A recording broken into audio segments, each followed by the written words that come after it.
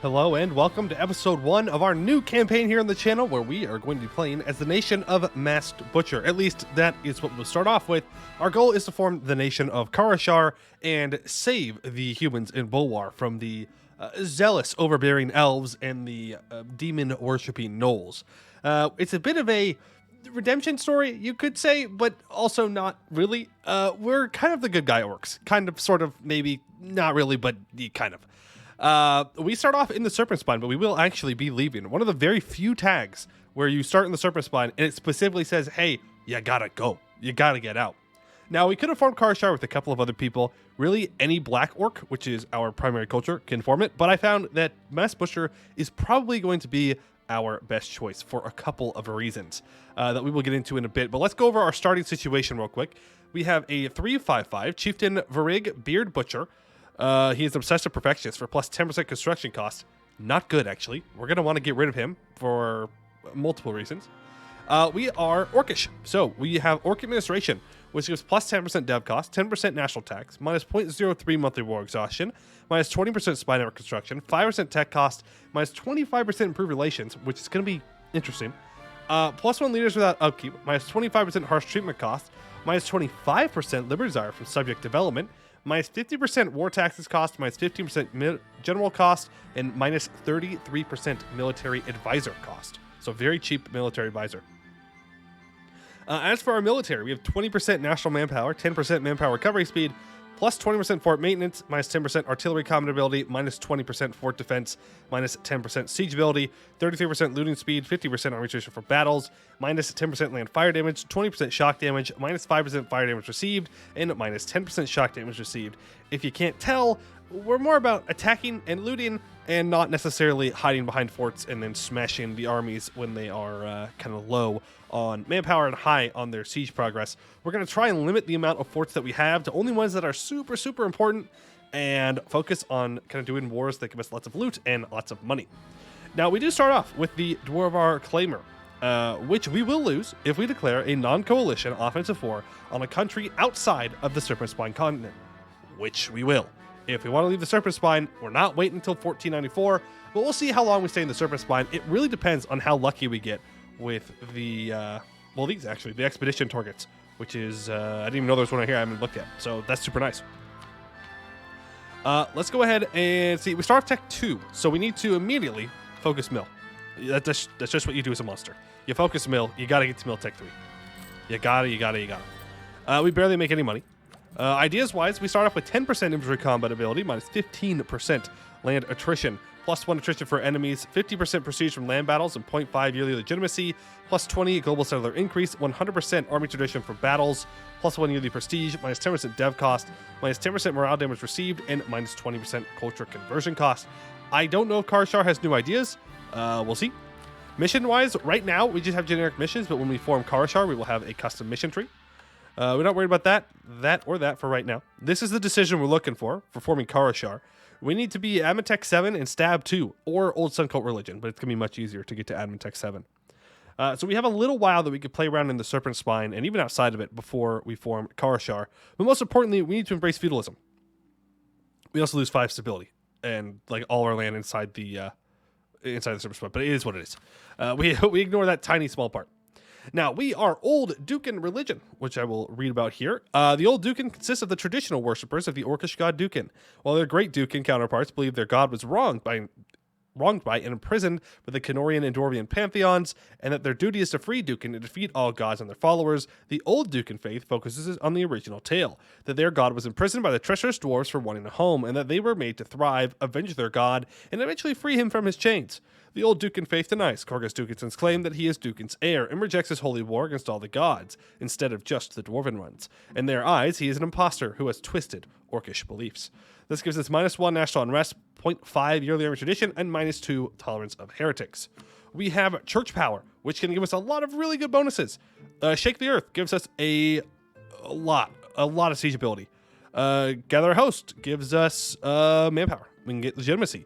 Dukan's Guidance can give us some bonuses. Omens can also be pretty good, I believe, but those just cost religious power, so we're going to have to wait to see them. Military-wise, we start off with 26 land force limit, which is, not bad. Like, that's not bad. That's pretty good. So we're going to be able to build up quite the army here. Estates, we only have the monsters, so we're going to go ahead and give them available loot, greater autonomy for chieftains, larger tribal hosts, neighbor raid.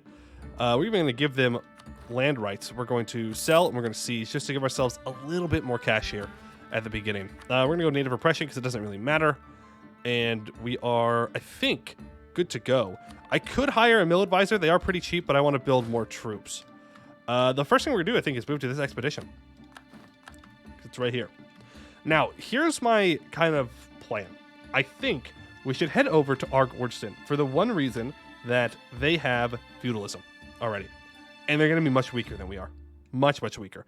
They're not an adventurer, so they're only going to have like 6 or 7 troops. So we can go over there, smash them, because of our orc army. It allows us to kind of punch above our tech level at this moment in time. And it'll be good. It'll be good. I do kind of want to look at this expedition, though, and see what it is. It's platinum and long. Honestly, I think we just come back to it. Usually, I wouldn't do that. Usually, if I go to an expedition, I would take it. I think we go to Chopper's Rest first. We go, we take this out, we get feudalism, then we come back, we do this, and then we can move out into Bulwar. I think we're going to go out from Orc Hellevar. We might go out through Shastendir. We'll see. Kind of depends on what is looking safest. As right now, we will simply not pay for our troops, and we need to speed 5 through here as we are waiting to migrate on over. Hopefully, there are more of these expedition targets around. I'd like to hit probably at least 3 or 4 before we leave the service spine, just because they are super useful and they give you a lot of money and monarch points, both things you obviously want. But it kind of just depends on our luck here. Kind of just depends on the luck. A 523 air, I will take that. Admin is going to be very important in this run. Very, very important indeed. All right, we'll build up a couple of troops. We may want to actually keep a large contingent of cavalry here. Yes, they are very expensive, but we do a lot of shock damage. So, you know, keeping cav around, not the worst idea in the world. We're going to lose a stab because it doesn't matter at this moment in time because we are an OPM. So, oh no, 1 stab is literally nothing for us. Trade power, spy detection, unrest, interest per annum, legitimacy. Yeah, I mean, that kind of sucks. Caravan power, don't care. Don't care. All right, let's build up. You know what? We're going to go to 4 cav. We don't have any, like, cav bonuses, but our cav are much better. Our pips, we have 2 offensive shock pips and 2 offensive morale pips. We can also do a religious thing here. We can look for an omen. Sure. Let's look for an omen. I don't know what we're going to get. Omen of strength. Shaman steps out of his tent, where he spent several hours mutilating his own body to see an omen from Dukin through the unbearable pain. He looks tired but satisfied. Bloodthirsty grin does not leave his face. Good news, Chieftain. Dukin favors our people. Many victories are going to be earned by our warriors soon enough. So, for 5 years, we gain plus 10% dev cost, minus 10% shock or production efficiency, plus 20% shock damage. Yeah, I'm pretty sure these dwarves are dead. I'm just trying to decide, do I want to recruit a general or make my leader into a general? We should probably just hire a general. Yeah, correct move.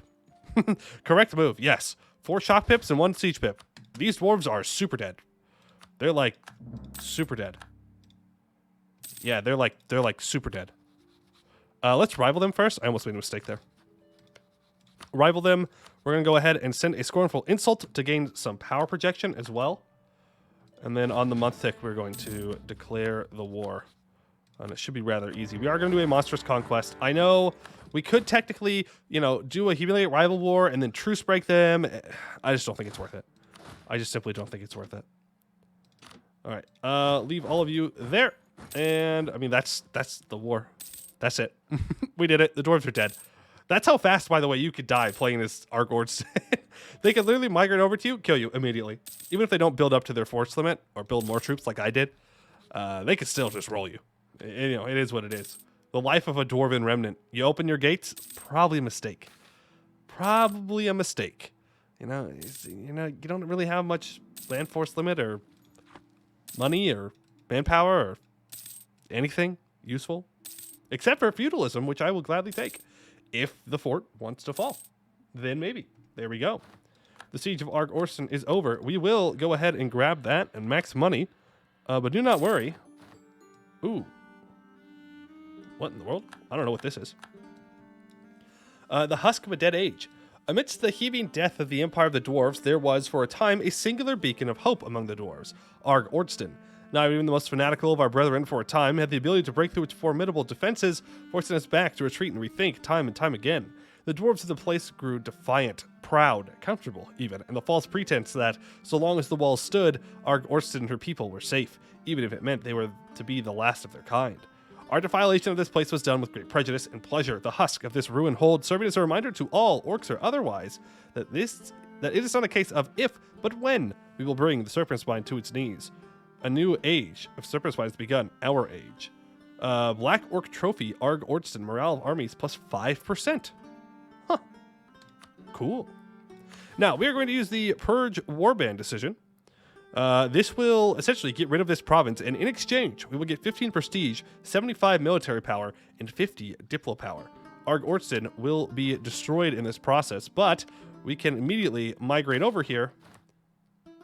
Oh, do we lose this? Oh, we might lose that when we leave. But I can gain feudalism for 1 ducat. And I can take Miltech 3. Woohoo. Okay. So, I can now drill my troops, and we're going to. We're going to drill, while we have the money and the time. We're making even money, quite literally even money. Can I exploit dev here? I sure can. We're going to do that. Going to exploit that tax dev, and we are going to get the heck out of Dodge. We are not interested in sticking around here. I think we're going to go into lesser mines, and then into this province, and then back down, and then back through here. Hit this. Maybe go down here, and then we're going to go to Orcalavar. Just to check if there's anything up here. Long-term grudges come to fruition. I mean, it doesn't really matter, because these dwarves aren't actually in our country. Yeah, I don't care. I'm not even going to read it. Like, it's so non-applicable. It's just because we're on their hold real quick. Nothing to worry about. Nothing to see here, folks. Nothing to see here. There we go. There is an expedition. Okay. Then we will migrate up here. And we will do that expedition. We have plenty of monarch points to dump into it. We have plenty of money to get us there. We're going to get some drill on our armies, though we are drilling our king, which is less than stellar. Dang, 242. That's really good. Yeah, I want my king to die, but not that badly. Like, the reason this is important is our capital will eventually be Orcalavar, so we're going to want to repair this. And this will make it very expensive. It's already pretty expensive for us, because it's cheaper for dwarves, kobolds, and goblins to fix holds, and they're the only ones that can develop or dig them. We can't dig any holds. So once we have a hold, that's just kind of it. That's just kind of it. All right, migrate onto here, and let's go ahead and see what we've got. Of course. Of course. It's long and mithril. Okay, let's try and find a mill advisor then. A diplo advisor, I should say, specifically. We'll do one more try, because it'll give us more organization. Unfortunate. Okay. Well, let's do this. It's going to be a long expedition, and it's going to kind of suck because it's going to take forever. There's a lot of possible loot, though. A lot of possible loot, so I can't complain too much. We will prepare supplies. We'll just send all admin. It doesn't matter which of these you choose, as long as you have the preparation. That's all that really matters. As for organization, we are going to go up to... We're going to play on the safe side, and we're going to go up to 145 organization. As for morale, I think we also go safe side here. I mean, it's mithril and long. I'm thinking like maybe 15. Like, that's a lot of morale. That is a lot of morale. But I think I'm going to go for it. We also need to set party share. And the reason you set party share is it reduces the periodic morale loss. You need it to be about 1/3 of the minimum amount of estimated loot. So if you're going out and there's only 100 estimated loot, you don't really need to give them anything. But on longer ones, you absolutely do, or you will watch your morale absolutely tank. So 1/3 of this is what? 300, 400? Do we go 400 just to be safe here? I'll go 300 just to be greedy. Just to be greedy. All right, and I think that is good. Let's go ahead and send them out. Now, we cannot move while we do this. We have to stay here. Wandering husks. Many terrors stalk the caverns of the serpent spine, but none are so apathetic to their own dangerousness as wandering husks laden with poison. Each step, they exude wafts of poisonous gas, dispersing it into the thick air around. A group of these monsters has just crossed paths with our expedition. We cannot easily get rid of them. A concerted charge would just rile these foes up even more, their poison taking countless casualties. Not only is the husk gas poisonous, it is also easily flammable, as we found out the hard way. A single careless drop torch rolling towards one of the husks was enough to cause a great explosion, triggering even more husks to explode. The shockwave and subsequent inferno likely caused more injuries than casualties, but not all were so lucky. Lose 150 soldiers. Rip. Rip, rip, rip. The tunneling menace. The last few days had been easy travel through the long circular hallways connecting the caverns with each other, making climbing equipment redundant for some time. A welcome change to the hostile geography of this particular stretch of the Serpent Spine. But it wouldn't be long that the source of these tunnels was discovered. It announced itself through thundering rumble. Wow, words. Rumbling thunder, the sound of crushed rock and constant rasping. From the solid rock burst forth a beast like few others, a mighty purple worm, a gigantic cave dweller and ravenous hunter. Its sharp teeth flashed, a dark maw gaped as it charged the expedition with hungry intent. Mount the defenses, everyone to arms. A well-fought victory. Killing a purple worm is no easy feat. Many explorers are torn apart by its teeth, crushed under its gigantic body, or simply flailed away by its erratic movement, but not us. We held out against the monstrosity, bombarding it with all we had. Spells, arrows, lead, spears, swords, anything we could weaponize in any way. Now, after an arduous battle, the worm twitches as it dies, its body riddled with our weapons. As the dust settles, the first soldiers come to the body and try to make something of the accomplishment. So we can gain 1 morale and lose 200 soldiers, or we can gain 15 supplies, lose a half a morale, and lose 200 soldiers. We're going to take the supplies. I know that we're very high up, but it is very easy to run out of supplies on a long expedition. Very, very easy. More wandering husks. Okay. I'm only going to read these once. If we get repeats, then we don't really need to read them. Unless we get like a new part of that pop up. Going deeper, we gain 5 prestige, and we gain 2 ancient dwarven knowledge. Now, ancient dwarven knowledge, guess we're going to minus 2 stab. Ancient dwarven knowledge is going to allow us to get government reform progress, which we are going to use it on that. Because I believe we're going to need to reform out. I could be wrong, though, but I'm pretty sure we do. Gelatinous cube. The caverns through which the expedition travels are normally abundant with dust, mushrooms, and all other odd things one may find deep within the serpent spine. For the last few days, the caverns have been suspiciously clean, however, featuring spotless, smooth stone. This has alerted some of the more seasoned members of our expedition to the possible danger, the infamous gelatinous cube, a mindless creature made of oozing gel in the shape of a cube, scouring empty hallways like a large garbage disposal, digesting whatever junk they pick up with their potent acid. And sure enough, after a few more hours, our scouts reported floating chests and swords further along the path, suspended within the almost translucent, gelatinous mass of the cube. A few soldiers, clad in whatever protective gear they could find, approached the creature now for further inspection. They argue how to go about the situation, putting 2 possible possibilities in front of the expedition leader. Dispose of the cube entirely by burning it to the ground, or try to retrieve the loot from within the cube without the danger of harming the treasure. I mean, we gotta go for the loot, right? Greed is good.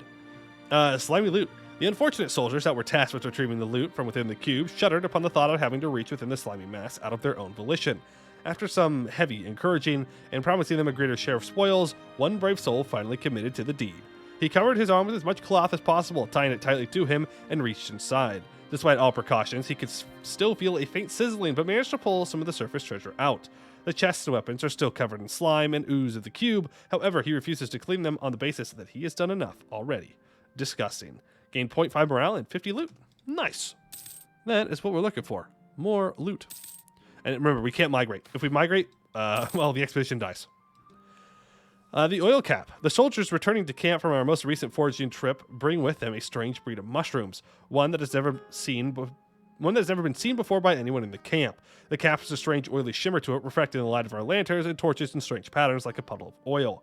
For that reason, our head biologist has dubbed them oil caps. They exude an alluring smell, which raises the cook's interest as to whether they can be consumed safely or not.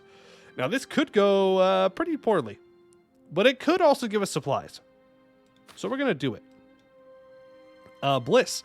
The mushrooms don't taste that good, but their effect is undeniable. Our men feel elated, ecstatic even. The mushrooms must have contained some sort of psychoactive drug, at least in the looks of it. This has led to a far more enjoyable journey, but some of the soldiers are so busy spending time in their own world daydreaming that they straggle behind and don't pay much attention to what is actually going on with the expedition. We gain 3 supplies, 0.75 morale, and we lose 5 organization, which is bad. Because organization does mean that we're more likely to succeed in these events. But any amount of supplies is honestly kind of worth it. As you saw there, we are already down to 75%, and we're only through the first 2 floors. I think we can go up to 7 or 9. I should know. Like, that should be something I know off the top of my head. I just, I don't. I forgar. Bugbears. Goblinoids are no uncommon sight in the Serpent Spine with all the goblins and hobgoblins and such, but there are some rare sights that are rather unexpected, such as bugbears, hulking, furry menaces which stand at the top of the goblinoid hierarchy.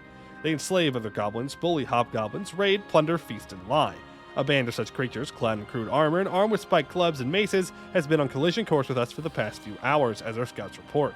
Quickly, the expedition leader assembles a small council to debate how to approach this threat.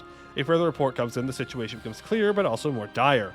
There's a surprising amount of them, and they have an entourage of goblins and hobgoblins as well. I almost always go for scare them off. But we're orcs. We're not gonna scare them off. Charge! Savage bugbears. The savage and primal strength of bugbears is nothing to be scoffed at. They wield their weapons with such overwhelming force that even our strongest shields splinter upon impact. Our screams mingle with their battle cries as the rest of their goblinoid underlings attack as well from the flanks, leaving us without proper formation. The bugbears charge into the ensuing chaos, their maces crushing bones and severing heads through pure brute strength alone, a terrifying display of nature. As the few who are left from the skirmish hide in the caves, they see the goblins rifle through our fallen comrades' pockets, nicking gold and other precious materials to present them to their furry overlords in a strange display of reverence. At last, they continue onwards, leaving the battlefield abandoned. Lose 200 soldiers and 0.75 morale. Well, that did not work. That did not work in the slightest. Drums in the deep. Bellowing screams and drum-like pounding echo through the winding hallways, sure signs that there are cave trolls nearby. Despite their sluggish movements and stupid grimaces, they do know how to kill. We've been cornered into a cave with no other exit, and the stomping of feet draws ever nearer. Assemble a barricade, ready the weapons.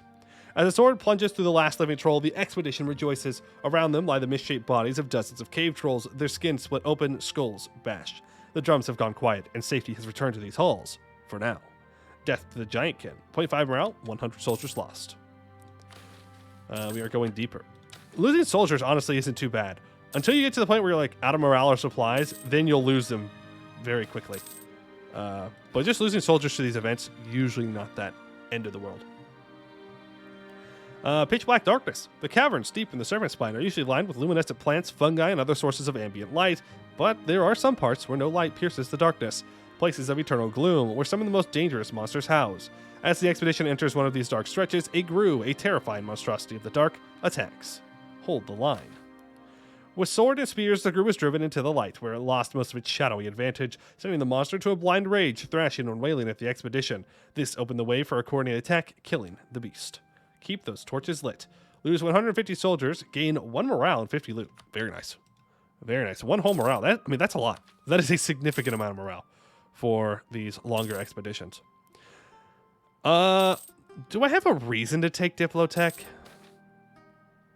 I mean, no, but also, yeah. Like, if we don't, we're going to get unbalanced tech with Miltech. So we might as well grab them. We might as well. We'll grab Admin Tech and Diplotech. We do need to stab up at some point, but whatever. Shimmermere. Glittering in the faint bioluminescence of the cavern walls lies a pool of clear, calm water, its surface like a mirror. Soon the first soldiers arrive at the shore, their water skins ready to be refilled. Yeah, we're definitely going to refill our water supplies. We're just going to hope it's not poison. We're reinvigorated. The cold water coats our throats and inspires us to go further. Press onwards, uncover the secrets that await our prying eyes and ears. 3% supplies, which is nice, because we only have 30% left. Not good. Come on home, boys. It's time to return home. Oh, okay, they're going deeper. Actually, don't come home yet. You haven't gotten all the loot. More loot, please, then come home. Yeah. You gotta get the loot first. That is kind of an important step in this. But if they don't come back at all, then, well, we're in a lot of trouble at that point. A lot of trouble. Because we spent a lot of resources to do this. Another gelatinous cube, and this time we failed to get the loot. Yeah, the cube ate that soldier. Rip. But we still gained 50 loot, so honestly, worth. Worth 50 loot for a couple lives. You know, just making some exchanges here.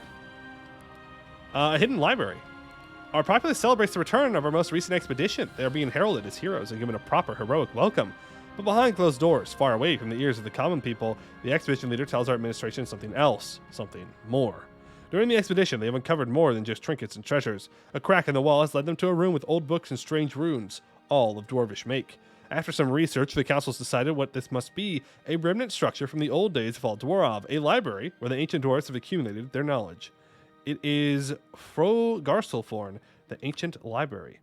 And we also gain 877 ducats and 292 of each monarch point. We will send them back out. And our ancient dwarven knowledge, all 11 of it, will go to government reform progress. And we will grab the national manpower. So did we get a thing here? No. We didn't. I thought that we would have gotten a dungeon. But there's just nothing. Maybe because we're an orc that we don't get it? Yeah. Nothing. It's not even here. Expedition menu. Oh, it's just like not showing up. Like it is here, but it's not here, you know? All right, let's do it. Sure. What could go wrong? Not what I plan to do, but you know, when you find a labyrinth, you got to go for it. 8,000 yet. How about a solid no on that one there, bucko? I want to send 10,000 men to this thing. 8? No way. I'm only sending 8. I'll get that prestige. 8? No way. I'm only sending 8. I really did not expect to do a dungeon. Okay. Send 10,000 men. As for supplies, make sure to prepare all the way. Use mill points because we're not behind on mill tech at all. Organization, we will map the terrain twice. And morale, you don't really need much morale for these. I'll do 2 of them because we're going to lose money on this. Star Expedition. Sure. Now, this is a dungeon, so this is one of the more story-focused ones. Frogarsilforn, the ancient library. Rubbled walls and falling stones give way to an old entrance room, overshadowed by its ancient air. Dust has settled on the old dwarven walls. There are inscriptions hidden beneath a gray mass, illuminated by faint torches. Slowly, the expedition steps into these halls of antiquity. Tiny bones crumble under the heavily armored soldiers' boots. This is the place, a sage explains. This is Frogarsilforn. He walks into the center of the room, where the broken pieces of an orrery lie scattered across the floor. The base is covered in sticky webs of arachnid origin.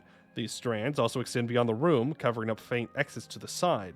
The grandest door, however, is not covered in webs. Instead, it stands slightly ajar. Clear the webs, for sure. The passages with webs were cleared with no problem, the silvery white strands now an amorphous mass on the ground. Hidden behind these once homes lies the nest of breeding ground of spiders. Gleaming around the remnants are old coins, gold, and silver, as well as trinkets of dwarven make, amulets, and other more exotic goods. Gain 75 loot. Nice. The reading hall. It feels weird to do this as orcs, but you know, it is what it is. Rows upon rows of bookstands designate this room as the old reading hall of the library. It's not hard to imagine the dwarves of yore pondering their scrolls and stone tablets. In the center of the room stands an effigy of erudition, a grand statue of a dwarf, book and scroll in his hands. The stone base is carved with runes. All those who seek knowledge must know the ways to obtain it. A classic dwarven riddle, one of the soldiers says. It must have an answer hidden in this room. The explorers disperse immediately, looking through the old rafters for clues. Eventually, an elder adventurer steps forth. A library is a key to knowledge. What must we do to use a key? We must turn the pedestal, he says. Others seem more suspicious of his theory. They claim that turning over the statue itself might be the better idea. Yeah, these are definitely written from the perspective of a dwarf. It does not make much sense for one of our orcs to go, ah, yes, a classic dwarven riddle. Yes. We must turn over the statue. Let's see. Classic dwarven riddle. Answer hidden in the room. All those who seek knowledge must know the ways to obtain it. I'm going to turn the pedestal. Feels weird to tear down the statue.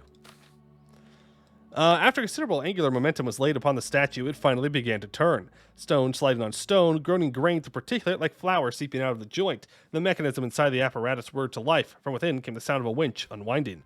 Suddenly, a hidden door on the other end of the room opened, effortlessly sliding open. In addition to that, a secret compartment within the statue itself opened, filled with gold. Nice. Money, morale, and we move forward. Knowledge is core.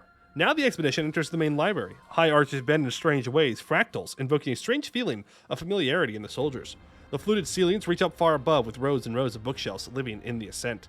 Most of the exits from this room have long been buried under the ages, but 2 hallways are still passable. To one side lies the old bookbinder's workshop, while the other leads to a paper mill. It is now up to the expedition leader to decide where to go. Let's go to the bookbinder. Why, you may ask? I needed to make a decision, so I just picked the top one. Binder's Folly.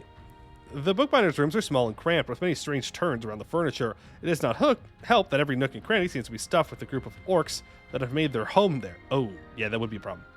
Fighting starts breaking out the moment one of our men enters the room. The orcish ferocity strikes fear into the soldiers, and they fight bravely for now. Yeah, see, we're orcs. We would not care. Victory. Despite their ferocious nature, the orcs were unable to keep up their offensive, and before they could organize themselves, we'd already cut down a majority. The rest fled the halls, nowhere to be seen. Loose Roger soldiers gained 75 loot.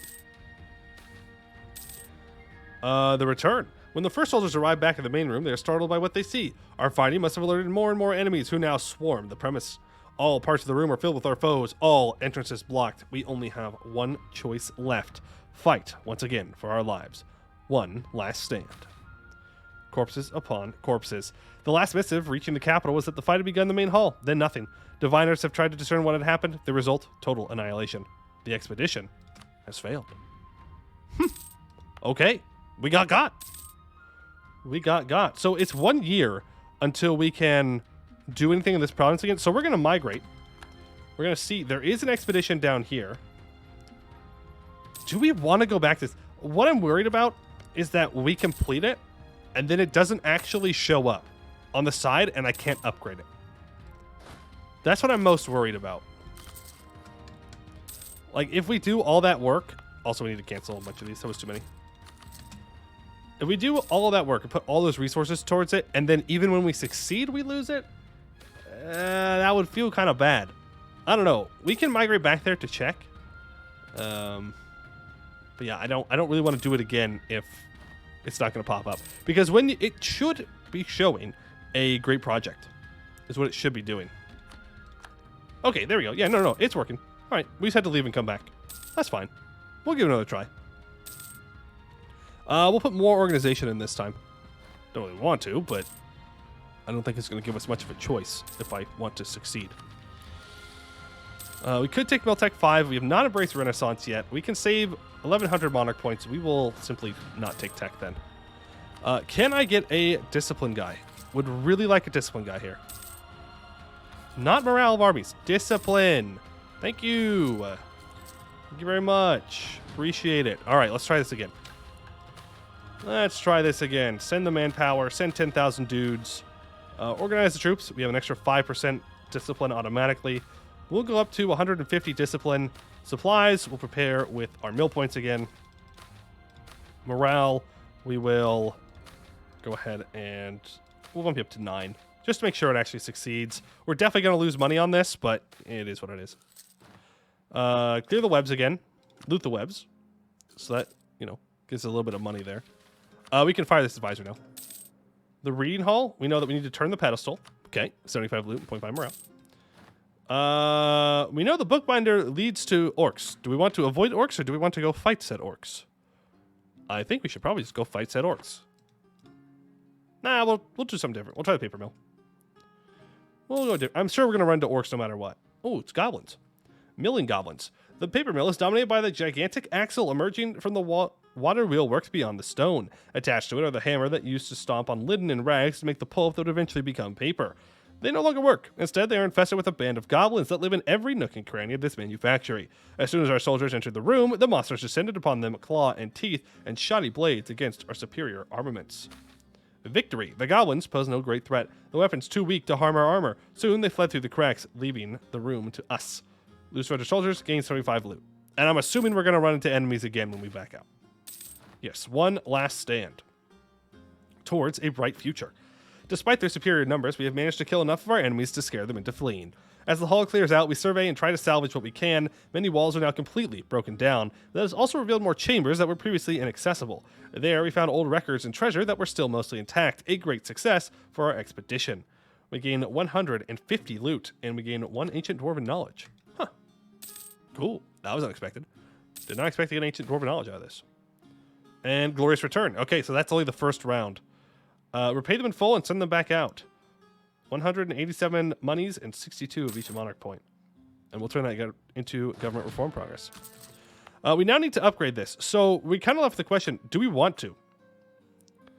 Like, if we were staying here, I would say yes, absolutely. But that is 500 crowns. 500 crowns to not even get the tech cost. I think we just walk away. I think we just accept that we cleared out the bottom of the library, but I don't really want to invest that much money into it. I don't think it's worth it. I don't really think there's anything that's going to be in there that is going to be worth all of the money that we could spend on so many other things. Like a fort, for example. We don't need a fort yet, but eventually we will. Those are dwarves. Adventurers. So we're going to have to keep an eye on them. May cause issues. Yeah, we'll take admin and diplotech here. Sure. Might mean that we can't do our expedition like immediately when we migrate, but that's okay. That's all right. All right, migrate on over. Cool. So we'll hit this. We'll do this. We'll see these caves, and then we'll go into Orc-Hellevar. All right, please don't be very difficult. Platinum and medium. Okay. Well, that's unfortunate. We're going to have to let some time pass in order to get the monarch points. But, fun little fact for you, you can still send your manpower in, 10,000 of them, and now I don't have to pay for them. And they'll just sit there. And I'll make money. So, yeah, that's a good plan. That's a good plan. All right, we can do some preparations. Let's go ahead and prepare supplies. Equipment. There we go. Spend our mill points. We will organize the troops up. We'll map the terrain twice. And we'll raise our morale up to not enough monarch points. So we will not raise it to anything. I'm thinking like 8 maybe? 8 morale for medium. We do need to set the party share. I'm going to set to 200. And we're going to send them out. Good luck, boys. Let me tell you what, though. Our cav, super drilled. They are super drilled. They are ready to go. We're already up to 5.62 professionalism as well.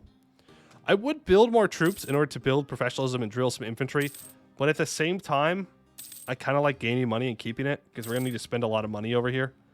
It looks like Ordia also won. Okay, they go through without any events. Orcs are roaming the depths. We should attack them. Spells and stones. Hunched into the many crevices, our soldiers wait for the warband to pass by them. Arrows, stones, and spells hurl through the air onto the orcish menace, decimating their numbers. Screaming and bellowing, they try to strike back, but each attempt at breaking free from our vicious volley results in a direct hit against them. After a few minutes of this, the warband has been mostly slain, with the few survivors routed and fleeing back into the dark depths from whence they came. Gain 1 morale, 250 soldiers are lost, 5% supplies are lost, but we gained 200 loot, so I would say all in all, that is a worthwhile trade. Now, as usual, hold on, great mushrooms. A great cavern opens up in front of the expedition leader, small streams of water trickling down the natural stairs, carved out by long past tectonic activity.